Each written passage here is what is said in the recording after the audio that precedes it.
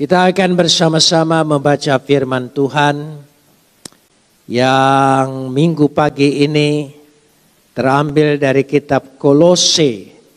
Kitab Kolose pasal yang ketiga ayat 12 sampai ayat 17. Kitab Kolose pasal 3 ayat 12 sampai ayat 17. Jemaat yang ada di rumah silakan membuka Alkitabnya dan saya akan bacakan dan kita sama-sama mengikuti bacaan ini.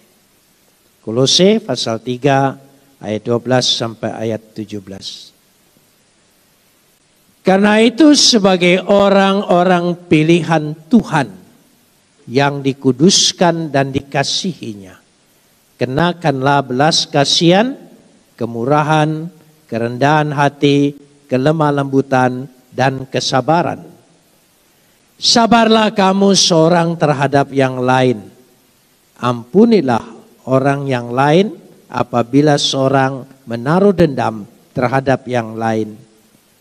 Sama seperti Tuhan telah mengampuni kamu, kamu perbuat jugalah demikian. Dan di atas semuanya itu, kenakanlah kasih sebagai pengikat yang mempersatukan dan menyempurnakan. Hendaklah damai sejahtera Kristus memerintah dalam hatimu, karena untuk itulah kamu telah dipanggil menjadi satu tubuh, dan bersyukurlah. Hendaklah perkataan Kristus diam di dalam segala kekayaan di antara kamu, sehingga kamu dengan segala hikmat mengajar, menegur seorang dan akan yang lain. Dan sambil menyanyikan mazmur, puji-pujian, nyanyian rohani, kamu mengucap syukur kepada Tuhan di dalam hatimu. Dan segala sesuatu yang kamu lakukan dengan perkataan atau perbuatan, lakukanlah semuanya itu dalam nama junjungan Yesus Kristus sambil mengucap syukur kepada Dia, kepada Tuhan Bapa kita. Mari kita sambut firman Tuhan. Kapot lecha Adonai Elohenu, kapot lecha. Segala kemuliaan ya Adonai Tuhanku, kemuliaan bagimu. Saudara yang dikasihi oleh Tuhan, kita sementara ini masih ibadah di rumah masing-masing, tetapi saya percaya tidak akan mengurangi nilai ibadah kita. Kita merendahkan diri untuk mendengar tuntunan firman Tuhan. Hari ini saya ingin berbicara tentang mencari kehendak Tuhan. Sekali lagi, mencari kehendak Tuhan. Dan ayat yang sering dipakai baru saja kita baca, yaitu Kolose 3 ayat 15. Dikatakan, hendaklah damai sejahtera memerintah dalam hatimu, karena untuk itulah kamu telah dipanggil menjadi satu tubuh. Sering kita mendengar percakapan yang sangat umum di kalangan jemaat gereja mengenai mencari kehendak Tuhan. Dan mengatakan, memakai ayat ini, kalau ada perasaan damai sejahtera di hati, itu berarti kehendak Tuhan. Dan kalau tidak ada damai, maka itu bukan kehendak Tuhan. Saudara, apa benar seperti ini? Sepintas kelihatan benar. Kadang-kadang kita mendengar sangat umum bahwa mencari kehendak Tuhan ketika kita ingin mencari jodoh, mencari pekerjaan. Bahkan ada orang yang saya katakan konyol. Ketika dia ditugaskan oleh gereja untuk melayani Tuhan, lalu dia berkata, aku berdoa dulu mencari kehendak Tuhan.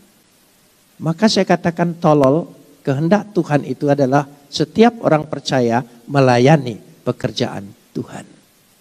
Buat apa lagi? Jangan-jangan ini hanya alasan yang kelihatannya rohani, tapi sesungguhnya tidak benar. Damai sejahtera di hati bisa menjadi ukuran? Saudara, saya percaya jangan-jangan ya di dalam dosa pun kalau sudah kelamaan dia damai sejahtera. Dari sinilah itu tidak bisa menjadi ukuran. Ayat Kolose 3 ayat 15 dikatakan damai sejahtera memerintah dalam hatimu. Kata memerintah di sini dianggap seperti wasit. Artinya kalau tidak ada damai itu bukan kehendak Tuhan. Kalau ada damai itu kehendak Tuhan. Apa benar seperti itu? Saya ingin tegaskan di sini bahwa kita akan lihat nanti bukti-bukti Alkitab. Ya, bahwa hati manusia tidak dapat menjadi ukuran. Kenapa demikian? Yeremia 17 ayat 9 kita lihat dulu. Kitab Yeremia 17 ayat yang ke-9. Kita ingin melihat bersama-sama. Dikatakan, betapa liciknya hati, lebih licik dari segala sesuatu. Hati kita bisa jadi ukuran? Tidak. Hati manusia tidak bisa jadi ukuran. Jadi damai di hati tidak bisa menjadi ukuran. Mari kita lihat contoh pergumulan Yesus di Taman Getsemani, yaitu dalam Lukas 22, ya, dari ayat 41 sampai 44. Kita baca langsung ayat 44 saja. Ayat 44, ketika dia bergumul di situ, ia sangat ketakutan. Sangat ketakutan. Maka dia makin sungguh-sungguh berdoa dan seterusnya. Dikatakan di situ dengan jelas. Kata sangat ketakutan. Kai genomenos en agonia.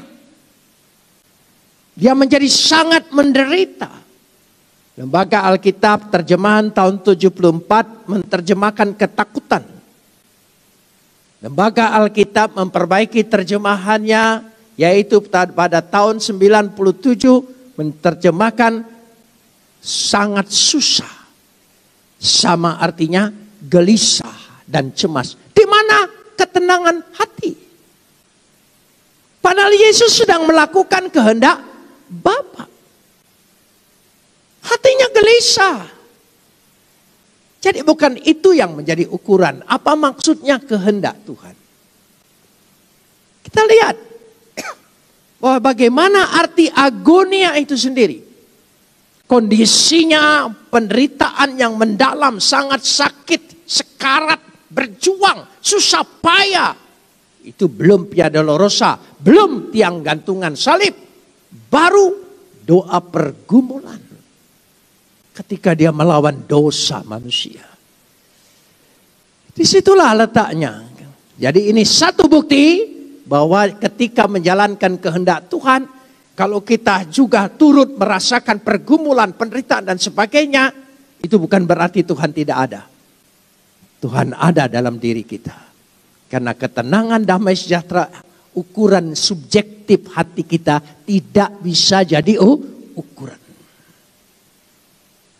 Jadi ketika engkau mengalami pergumulan, kesulitan, tapi engkau tetap dalam jalur kehendak Tuhan, itu kehendak Tuhan. Jangan kau pikir itu bukan kehendak Tuhan. Nah, kalau cari ketenangan, contoh sebaliknya, pasti jemaat sudah membaca bagaimana peristiwa Yunus. Ya, Tuhan memerintah Yunus untuk pergi ke Niniwe. Tetapi dia bertolak belakang. Yunus membangkang, mengarahkannya dirinya tidak menuju Niniwe, ke Laut Tengah. Dan dia naik perahu maksud saya. Dia naik kapal. Apa yang terjadi? Dia tidur, nyenyak, nyaman. Padahal dia sedang melawan kehendak Tuhan. Ini untuk membuktikan bahwa hati manusia tidak dapat menjadi ukuran. Jadi jangan berkata, oh aku sekarang ada damai. Damai ya, jangan, bukan itu ukurannya. Jadi cari kehendak Tuhan, jadi sekali lagi contoh-contoh ini untuk menunjukkan dan membuktikan. Sekaligus kita membuktikan. Nanti akan saya bahas. Artinya damai sejahtera Kristus memerintah dalam hatimu. Sebelum membahas ayat 15 mencomotnya begitu saja, perhatikan dulu ayat sebelum-sebelumnya. Terutama yang kita baca tadi adalah ayat 12. Ayat 12. Karena itu sebagai orang-orang pilihan Tuhan yang dikuduskan dan dikasihinya. Saudara, Lembaga Alkitab menerjemahkan Indus Saste. Indus Saste di belakang, di pertengahan. Sebetulnya teks aslinya di depan. Indus Saste oun. Ya. Karena itu kenakanlah. Oh. Kenakanlah. Jadi yang dia bicarakan ini kenakanlah. Apa yang dikenakan? Hos ekletoi tu theo, sebagai orang-orang pilihan Tuhan. Jadi maksudnya kenakanlah sebagai orang-orang pilihan Tuhan. Yaitu hagio yang kudus dan agapemenoi dan yang dikasihi. Kenakanlah kekudusan dan kasih Tuhan itu di dalam hidupmu. Itu yang Tuhan inginkan dan kehendak. Tapi nanti Lembaga Alkitab menerjemahkan seterusnya 12b.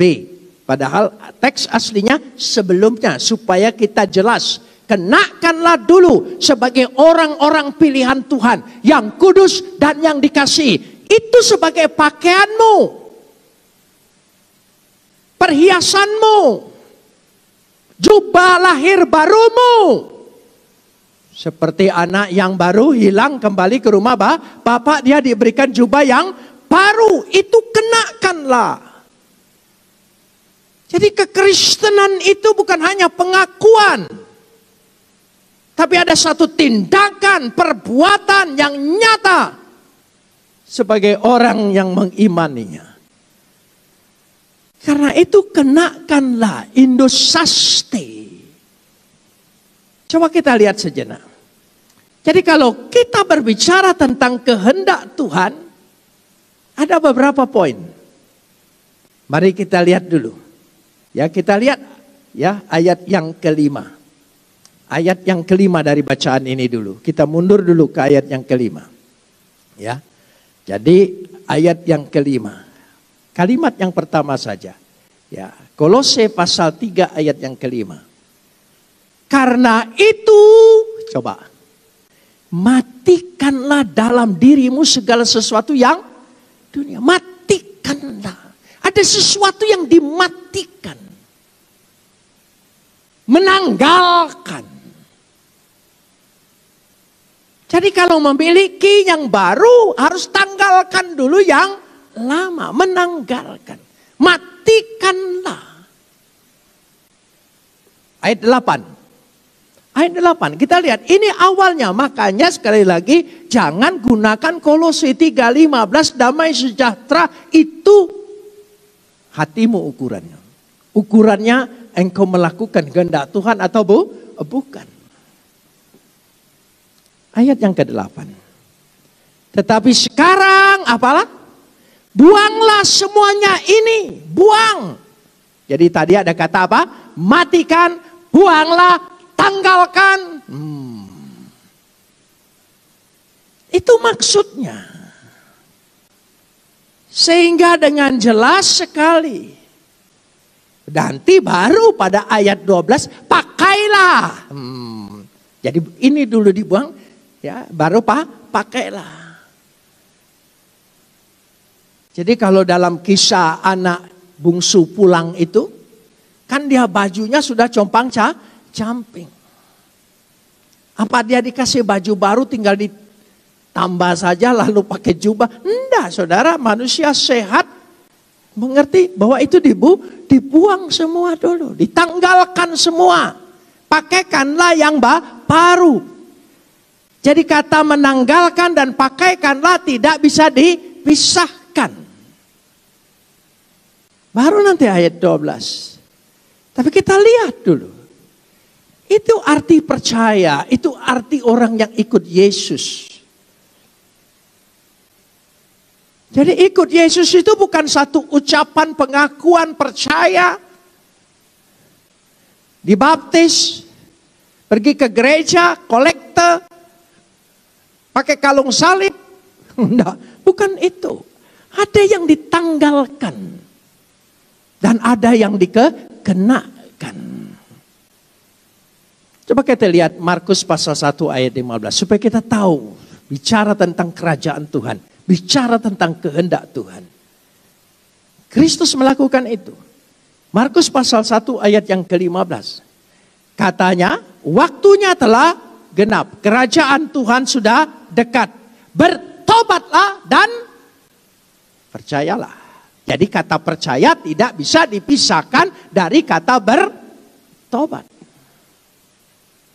Percaya Yesus tanpa bertobat itu bukan percaya menurut Alkitab.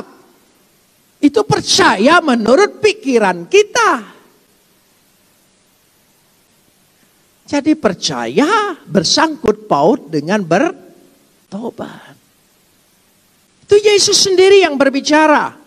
Saya kutip sekarang Yesus sendiri yang bicara. Yohanes 3 ayat 3. Yesus sendiri yang bicara. Yohanes 3 ayat yang ketiga. Coba kita lihat. Yesus menjawab katanya. Aku berkata kepadamu sesungguhnya jika seorang tidak dilahirkan kembali. Ia tidak dapat melihat kerajaan Tuhan.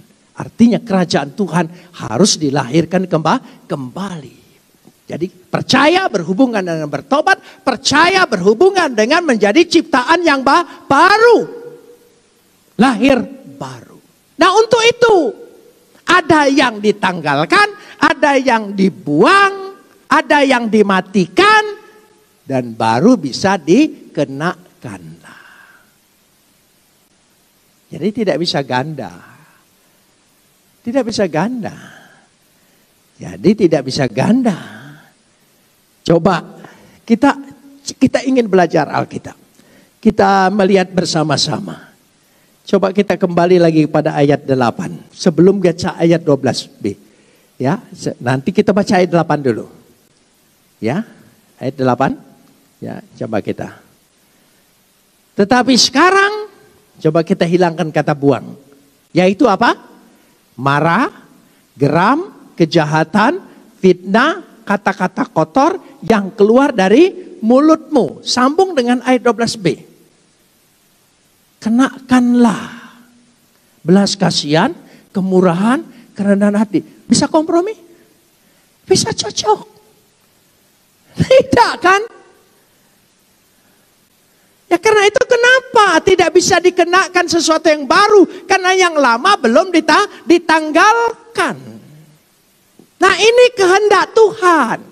Kehendak Tuhan itu kita berbuat seperti ini. Jangan dimurahkan kehendak Tuhan untuk cari pekerjaan, cari usaha apa ya, itu cari kehendak Tuhan, lalu cari jodoh, ini siapa ya, ini cari kehendak Tuhan. Nah, itu kita punya pertimbangan sendiri. Gitu. Jangan menipu diri karena engkau suka perasaanmu, lalu kau bilang, oh ini sudah kehendak Tuhan. Bukan itu. Jangan bawa urusan-urusan yang sangat penting menjadi rendah. Kehendak Tuhan kita diselamatkan, kita berubah, kita menanggalkan, kita memakai sesuatu yang baru. Amin. Itu kehendak Tuhan. Nah, kehendak Tuhan ini yang terus harus diberitakan. Apa kehendak Tuhan? Ayat 12. Ya, ayat 12b. Baru kata Indusaste baru dipakai di sini. Mungkin karena untuk susunan kalimat bahasa Indonesianya. Tapi sebetulnya dari awal, kalau dari awal itu kenakanlah sebagai umat pilihan Tuhan dengan kudus dan kasih, yaitu adalah apa dikatakan di situ? Ya, belas kasihan, kemurahan, baru itu. Itu maksudnya. Jadi kenakanlah di sini baru belas kasihan, kemurahan, kerendahan hati, kelemah lembutan dan kesabaran. Coba kita masuk. Kan tidak cocok dengan ayat 8 tadi kalau belum dibuang. Belum dimatikan. Dia tidak mungkin bertumbuh bersama.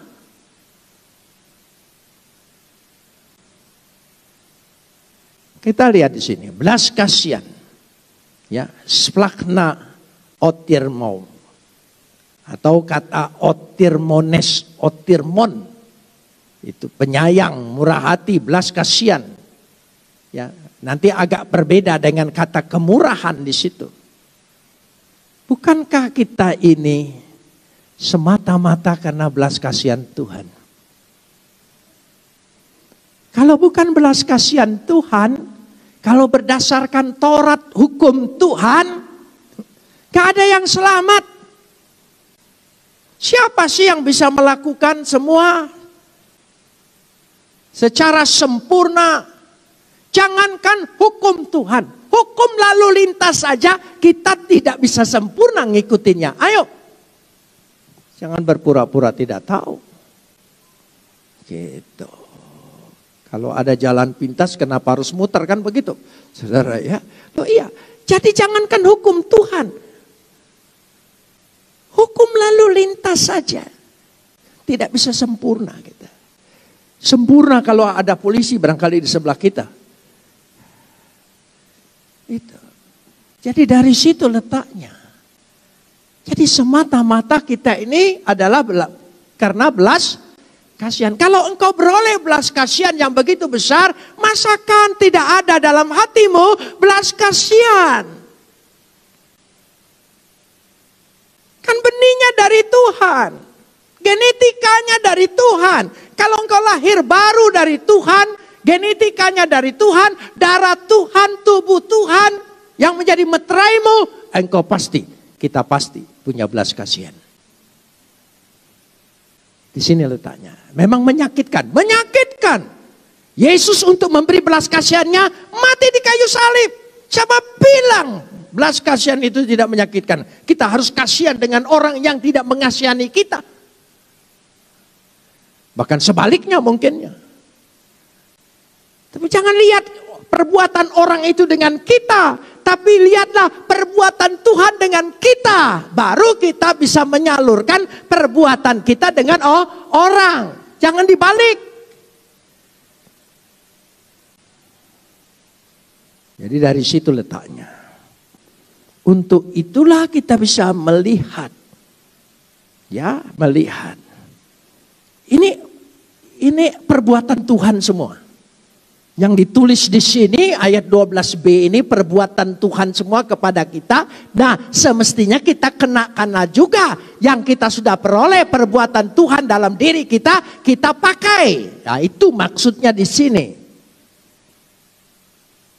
Maksudnya di sini itu. Yang kedua kemurahan. Ya. Kristoteta. Kemurahan. Ini penting. Karena kita juga hanya karena kemurahan Tuhan. Kemurahan Tuhan. Karena kemurahan Tuhan inilah. Kalau kita sudah beroleh. Saya masih ingat lagu. Kemurahanmu lebih dari hidup. Karena kemurahannya yang memberikan kita lebih daripada hidup ini. Nah, karena kalau kita sudah terima kemurahan dari Tuhan, berarti kita hidup dalam kemurahan Tuhan kan? Kalau kita hidup dalam kemurahan Tuhan, masa kehidupan kita tidak punya kemurahan? Ini kemurahan di sini bukan diskon, bukan. Kemurahan di sini adalah menunjukkan nanti hati yang penuh belas kasihan.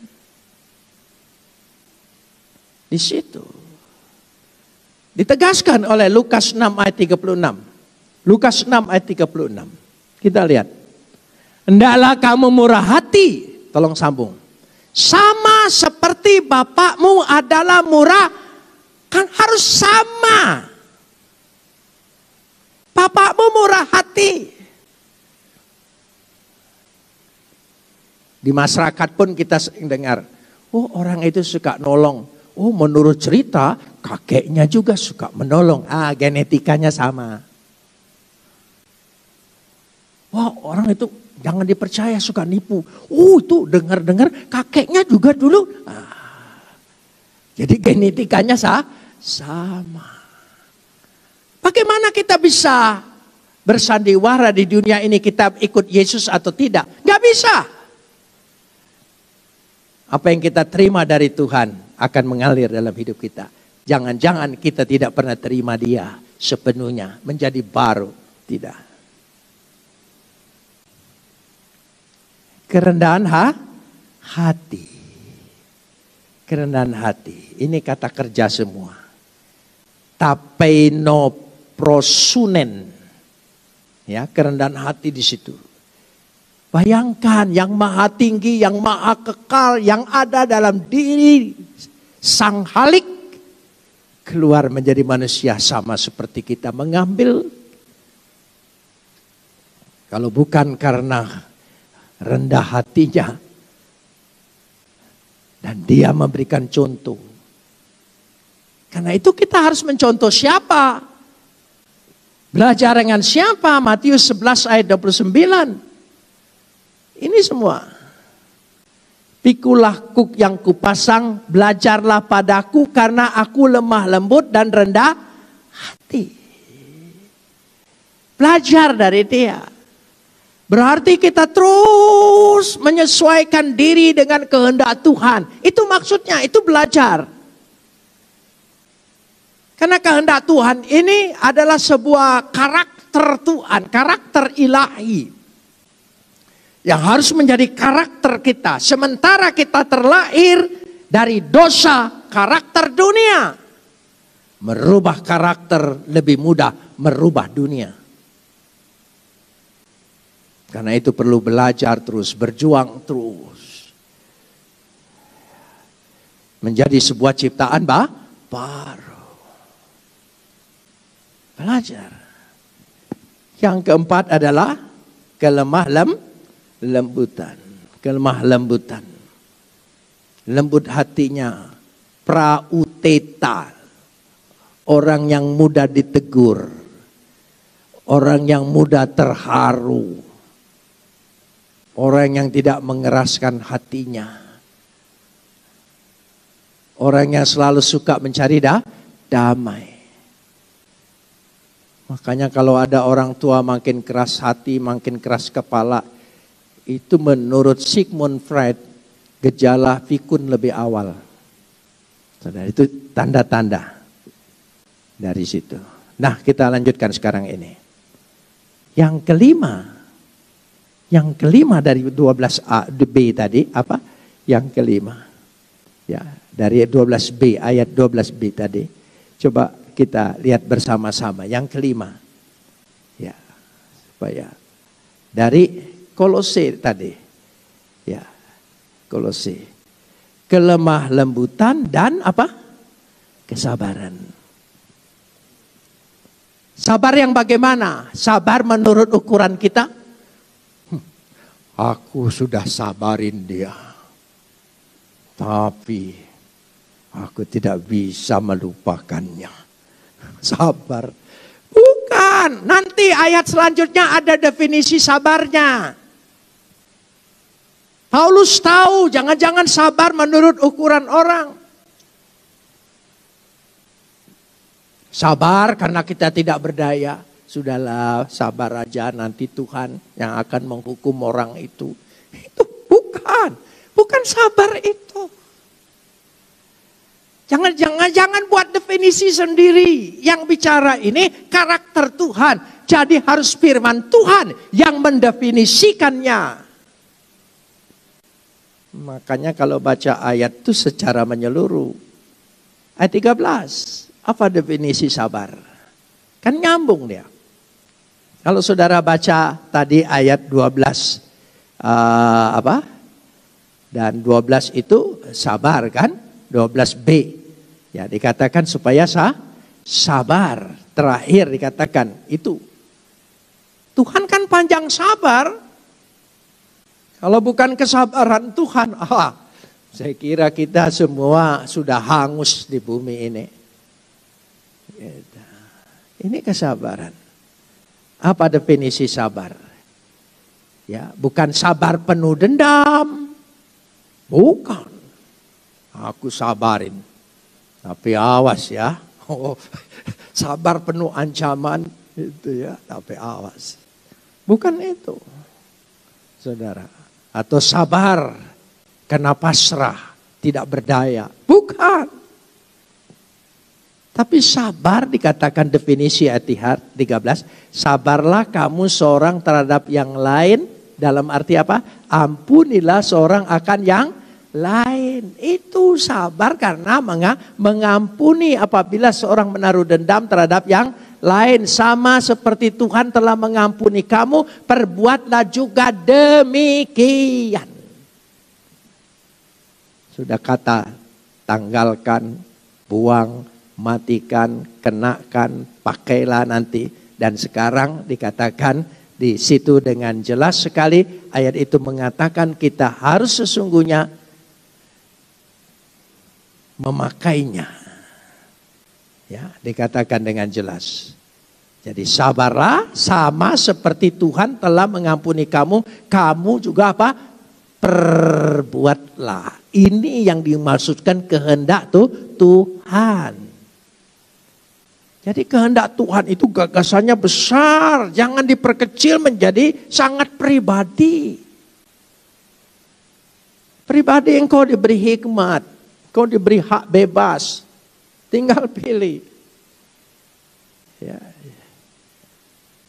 Oh, pilihan saya ini sudah pilihan Tuhan. Jangan manipulasi nama Tuhan. Orang yang menggunakan ayat Tuhan untuk kepentingannya yang pertama melakukan di Kejadian 3 adalah iblis. Kan iblis berkata, bukankah Tuhan berfirman? Dia memanipulasi. Jadi hati-hati kita. Jangan-jangan kita bukan di jalur Tuhan. Tapi gunakan. Oh, sekarang banyak menggunakan ayat-ayat itu untuk kepentingannya. Ya itu anak buah iblis. Sudah. Jadi dikatakan di situ. Nah, kita lihat. Ya, kita lihat. Kita harus punya pakaian di sini. Ayat 14. Ayat 14. Di atas semuanya itu, di atas semuanya apa? 12, 13, 14 itu saudara ya. Gitu. Jadi cara Paulus menulis itu sistematikanya bagus sekali. Ya, di atas semuanya itu apa? Kenakanlah kasih. Di atas semuanya itu adalah kenakanlah, pakaikanlah. Jadi pakaian kita ini adalah pakaian kasih, baju dan jubah kasih. Kebenaran. Ya, kalau diumpamakan begini. Kalau orang Yahudi itu penting sekali jubah. Jubah itu menentukan kedudukan orang, status orang, gengsi orang. Siapa dia dari jubahnya? Dan mereka biasa pakai jubah. Orang Yunani juga pakai jubah. Tapi orang Yahudi mementingkan jubahnya yang penting mahal. Yang di dalamnya tidak perlu. Ya, itu Matius kan tulis. Kalau orang minta bajumu, kamu kasih jubah. Maksudnya kasih nilai yang lebih tinggi. Tapi kalau saudara baca Lukas, orang minta jubahmu kasih baju. Bukan kasih yang rendah. Bagi orang Yunani, baju lebih mahal daripada jubah. Jadi maksudnya di situ. Kita gabung dua-duanya. Berilah baju yang mahal, berilah jubah yang mahal. Yang punya nilai dalam kehidupan kerohanian kita, iman kita. Sehingga dengan jalan demikian kita menyempurnakan semuanya. Itulah yang mengikat kita. Kalau kita diikat hanya karena satu tujuan, diikat hanya satu budaya, diikat hanya satu perasaan, kita diikat semua oleh karena kasih Kristus lebih dahulu telah mengikat kehidupan kita. Itu ikatan yang kekal dan menyempurnakan satu dengan yang lain. Di situ letaknya. Baru masuk ayat 15. Nah setelah itu semua, ya tanggalkanlah, kenakanlah, semuanya itu. Baru kita mengerti arti ayat 15. Hendaklah damai sejahtera Kristus memerintah dalam hatimu. Jadi damai sejahtera yang memerintah itu, brabuto itu, ya memerintah itu berarti menguasai. Ya, mengatur, kata brabuto itu lebih menunjukkan mengatur rumah tangga. Kehidupan sehari-hari. Maksudnya, apakah engkau sudah berdamai dengan Tuhan? Kalau kita sudah berdamai dengan Tuhan, maka damai Tuhan kepada kita itu menjadi damai sejahtera bagi kita. Itu maksudnya. Jadi damai dengan Tuhan itulah. Jadi kita begini, hidup ini penuh tantangan, penuh godaan, cobaan, segala macam juga masuk ke dalam diri kita. Ya, kadang-kadang keraguan, kebimbangan muncul dalam diri kita. Tapi kita selalu mengingat, karena kita menghadapi realita hidup. Kadang-kadang membuat kita bimbang. Tetapi kita ingat, aku sudah diperdamaikan oleh Kristus. Perjanji perdamaian Kristus dengan kita itu memerintah kita, mengatur kita, menguasai kita. Prabuto. Ya, sehingga menguasai seluruhnya, sehingga dia dalam kehidupan damai sejahtera Kristus di mana saja. Jadi kalau kita sedang punya pergumulan, bukan berarti kita di luar kehendak Tuhan. Tapi kita harus ingat, damai sejahtera Tuhan itu memerintah engkau. Sehingga melampaui keadaanmu, melampaui pergumulan kita. Itu yang dimaksud. Jadi kita harus lihat. Kita harus mengingat, aku sudah berdamai dengan Bapa di sorga. Yang memberikan jaminan hidup yang kekal. Buat apa kita gelisah lagi kalau menghadapi tantangan dalam kehidupan ini. Dari situ hendaknya. Sebab kerajaan Tuhan itu penting. Ya. Sekali lagi. Jadi yang penting di sini. Apa yang penting? Roma 14 ayat 17 dulu. Roma 14 ayat 17. Semoga ayat yang terakhir ini kita baca dari luar ini. Roma 14 ayat 17. Sebab kerajaan Tuhan bukan soal makanan dan minuman. Bukan soal-soal dunia perut. Ya. Tetapi soal kebenaran, damai sejahtera, dan sukacita oleh Roh Kudus. Itu kerajaan Tuhan itu. Ya.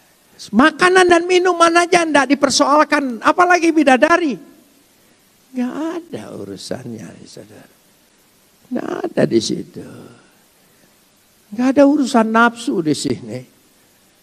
Urusan damai sejahtera, kebenaran dan sukacita. Itulah yang dimaksudkan pada ayat 15. Ya. Kalau itu sudah memerintah kita semua, ada satu kalimat baru di ayat 15 ini. Saya masukkan 15b. Dan bersyukurlah. Bersyukurlah. Kai eukaristoi ginesti. Bersyukurlah bahwa ternyata hidup kita yang memerintah adalah damai sejahtera Tuhan. Bersyukurlah bahwa kita mengikuti kehendak Tuhan. Itu yang patut kita syukuri. Ya. Jadi saya ingin mengubah dulu pikiran jemaat. Jangan ayat itu terlalu diseret ke sangat pribadi. Dia punya karya yang besar, rencana yang besar, mengubah kehidupan kita luar biasa. Ditegaskan ayat yang ke-16. Hendaklah perkataan Kristus tinggal dengan limpahnya di antara kamu. Tinggal. Ya, perkataan Kristus. Hologos tu Kristo. Hendaklah tinggal dalam kamu. Eneketo en humin. Tinggal. Kalau tinggal eneketo, kata eneketo berarti mengatur, berkuasa, memerintah. Jadi perkataan Kristus itu bukan hanya dibaca, dihafal, bukan. Tapi dia mengatur kehidupan kita. Berkuasa, bahkan memerintah kita untuk diatur oleh itu.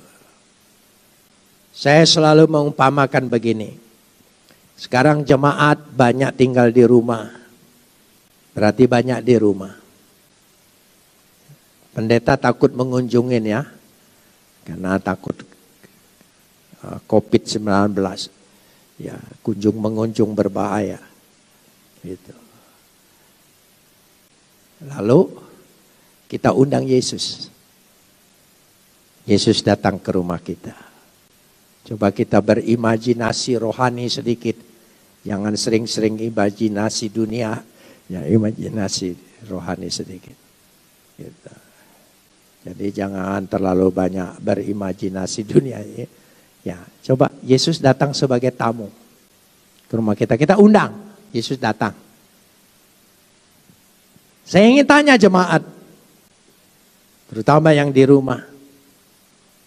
Setelah dia datang, kita terima sebagai apa? Terima sebagai apa? Kalau Presiden Jokowi datang ke rumahmu, kau terima sebagai apa? Tamu kehormatan? Tamu agung? Oh iya. Tidak salah. Tapi Yesus tidak mau. Dia tidak mau sebagai tamu. Ketika kita undang dia ke rumah kita, dia harus menjadi tuan rumah kita. Dan kita numpang. Berani tidak rubah seperti itu? Dia bukan tuan. Dia bukan tamu, tapi dia tuh tuan. Memerintah, berkuasa atas hidup kita. Itu maksudnya. Kalau kita terima, kasih kamar tamu yang hormat, kasih makanan yang... Nah inilah sifat-sifat Kristen seperti ini sudah terlalu menjamur, menjadi kebiasaan dalam gereja. Tuhan pakai COVID-19 ini untuk menegur kita. Supaya kita kembali kepada jalur kebenaran Tuhan.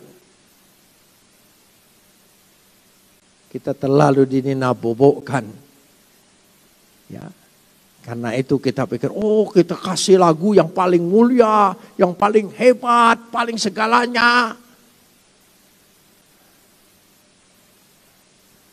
Saya sering itu melayani gereja besar. Musiknya dahsyat, orang-orang ahli semua. Karena gerejanya besar, dananya banyak, sanggup. Undang semacam orkestra setiap hari Minggu. Begitu firman Tuhan, mereka kabur semua di belakang, ngobrol, main HP, nggak peduli dengan firman Tuhan. Apa itu berubah hidupnya?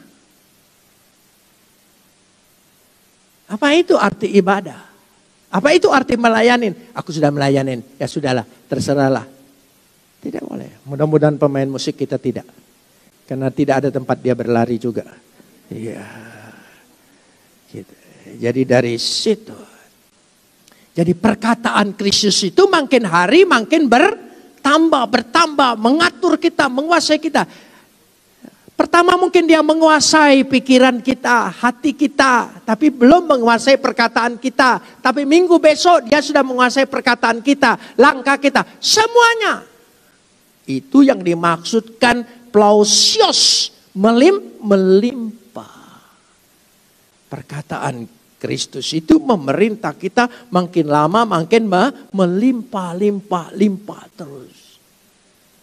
Ada sebuah proses kemajuan, progres, proses kemajuan terus ada. Sehingga hidup kita betul-betul terasa diatur oleh Dia. Kenapa demikian? Ayat yang ke-17, ayat yang terakhir. Dan segala sesuatu yang kamu lakukan, apa? Perkataan dan perbuatan. Kaipan segala sesuatu, artinya menyeluruh. En logo perkataan, en ergo perbuatan. Perkataan dan perbuatan harus sejalan, seiring. Bukan bertentangan satu dengan yang lain. Semuanya dalam nama Kristus Yesus. Pan en onomati kurios Yesus. Jadi semua berada dalam nama Yesus. Bukan kita pakai nama Yesus. Hidup kita berada dalam nama Yesus. Kita selama ini ngusir setan dalam nama Yesus. Kita pakai itu sebagai stempel. Pakai itu sebagai merek. Pakai itu sebagai jampi-jampi. Bukan itu. Hendaklah seluruh perkataan dan perbuatanmu berada semuanya di dalam nama Yesus Kristus. Artinya perkataan dan perbuatan kita membawa nama Yesus. Bukan setiap dalam nama Yesus, dalam nama Yesus, dalam nama. Wah, kalau sudah sok rohani kayaknya nama itu selalu dipakai. Saya pernah rombongan gereja diundang ke Jepang. Wah, sudah banyak yang ikut. Lalu ada kesempatan kita pergi, karena itu di acaranya di Osaka. Kita pergi ke istana, ya, istana yang terbesar memang di Osaka, saudara. Bagus selain di Tokyo. Kita lihat semua. Dan di ujung halaman sananya ada kuil. Ya, karena ini tur bebas, kita dibawa. Inilah melihat kepercayaan. Dan kita boleh masuk lagi, diajak. Boleh masuk, lihat. Tentu saja banyak patung-patung kan. Ada seorang ibu sangat rohani sekali katanya. Gitu. Setiap patung dia tumpang tangan dalam nama Yesus. Aku tangking engkau. Ketemu itu terus gitu. Terus. Ya, kita menghormati yang tua memang menjelang pikun, jadi tidak menegurnya, biarin aja gitu ya. Gitu. Tapi saya kena kutukan ikut tua juga jadi saudara ya. Nah saudara, apa yang terjadi? Selesai ya,